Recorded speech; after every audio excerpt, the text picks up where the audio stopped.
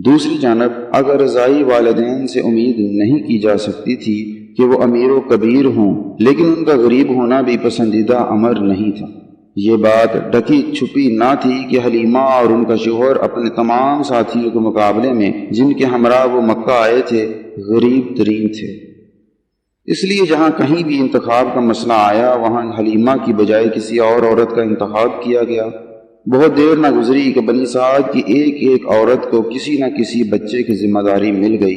اس لینے دینے میں اگر محروم رہ گئے تو بڑے گھرانوں کا غریب ترین بچہ اور تمام تر ساتھیوں میں غریب ترین انا۔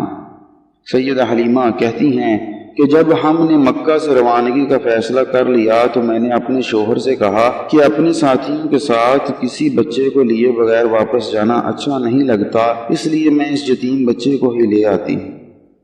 شوہر نے جواب دیا، جیسا چاہو کرو، کیا معلوم اللہ اسی کے ذریعے ہم پر رحمت نازل کر دے۔ پس میں واپس گئی اور بچے کو لے آئی۔ اس کی وجہ اس کے سوا کچھ نہ تھی کہ مجھے اس کے سوا کوئی دوسرا بچہ مل نہ سکا۔ میں اسے اپنی سواریوں کے باندھنے کی جگہ پر لے آئی۔ وہاں جو ہی میں نے اپنی چھاتی اس بچے کے منہ میں دی تو میرا سینہ دودھ سے بھر گیا اور دودھ باہر بہنے لگا۔ بچے نے خوب پیٹ بھر کر پیا۔ اس کے رضائی بھائی یعنی میرے سگے بیٹے نے بھی سیر ہو کر دودھ پیا۔ اس کے بعد دونوں سو گئے۔ میرا شوہر اپنی اونٹنی کے پاس گیا تو دیکھا کہ اس کے دونوں تھن بھرے ہوئے تھے۔ اس نے اونٹنی کو دوہا اور اس کا دودھ خود بھی پیا اور مجھے بھی پلایا۔ ہم دونوں نے اتنا سیر ہو کر پیا کہ ہماری بھوک ختم ہو گئی۔ وہ رات ہم نے بڑے عیش سے گزاری۔ جب صبح ہوئی تو میرے شوہر نے کہا، حلیمہ واللہ یہ بچہ جو تم نے لیا بہترین از خلائق ہے۔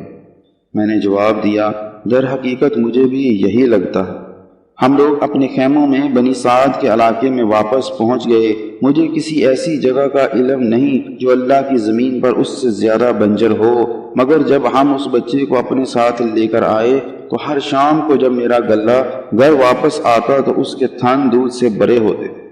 ہم ان کا دودھ دوتے اور خوب پیتے، جبکہ دوسرے لوگوں کے جانوروں کے تھنوں سے ایک قطرہ نہ ٹپکتا۔ ہمارے پڑوسی اپنے گلے بانوں سے کہتے، وائے ہو تم پر، کیوں نہیں تم بھی ہمارے جانور ان جگہوں پر لے جاتے جہاں ان کا گلا چرتا ہے۔ اس کے باوجود ان کے جانور پھر بھی گھر بھوکے ہی لوٹتے اور دودھ بالکل نہ ہوتا، جبکہ ہمارے جانور شکم سیر ہوتے تھے اور ان میں دودھ کی افراط ہوتی۔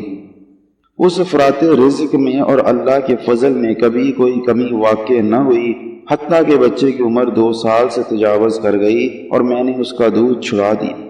بچہ ماشاءاللہ خوب بڑھ رہا تھا اور دوسرا کوئی بچہ افزائش میں اس کا مقابلہ نہیں کر سکتا تھا۔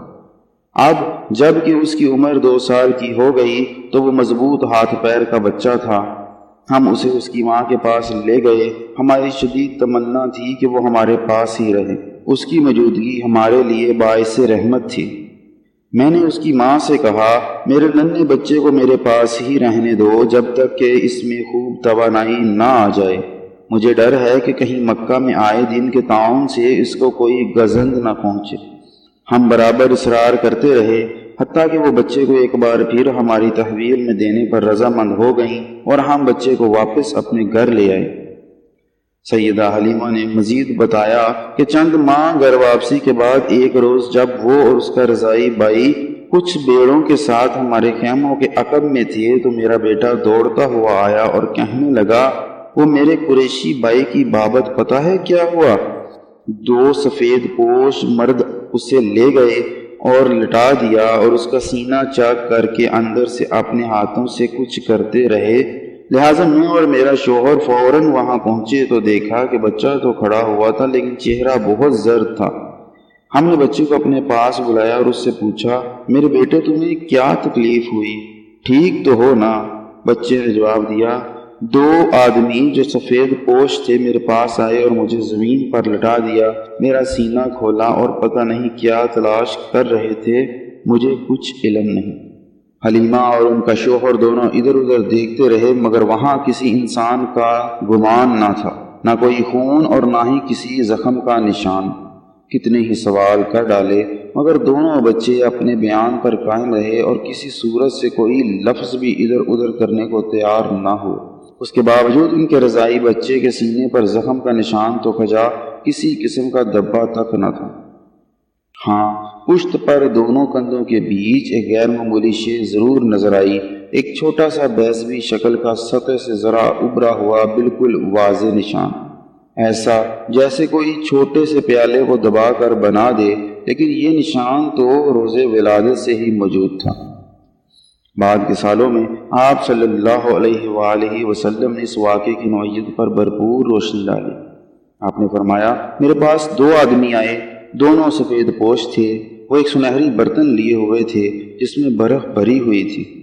پھر ان دونوں نے مجھ پر قابو پا لیا اور میرا سینہ چاک کر کے میرا دل باہر نکالا، دل کو بھی اسی طرح کھولا اور اس میں سے ایک سیاہ لوتھڑا نکال کر باہر پھینک دیا، پھر دل کو اور میرے سینے کو اسی برف جیسی شے سے خوب دھو کر شفاف کیا۔ آپ صلی اللہ علیہ وآلہ وسلم نے یہ بھی فرمایا کہ شیطان آدم کے ہر بچے کو اس لمحے چھو لیتا ہے جب اس کی ماں اس کو جنتی ہے، سوائے مریم اور اس کے فرزند کے۔ ہماری آئندہ آنے والی ویڈیو میں ہم دو اموات کا ذکر کریں گے جن کی تفصیلات جاننے کے لیے آپ ہمارے چینل کو سبسکرائب کریں، ہماری ویڈیوز کو لائک کریں اور ویڈیوز کو شیئر کریں۔ اپنا خیال رکھیے گا، ملتے ہیں انشاءاللہ اگلی ویڈیو میں۔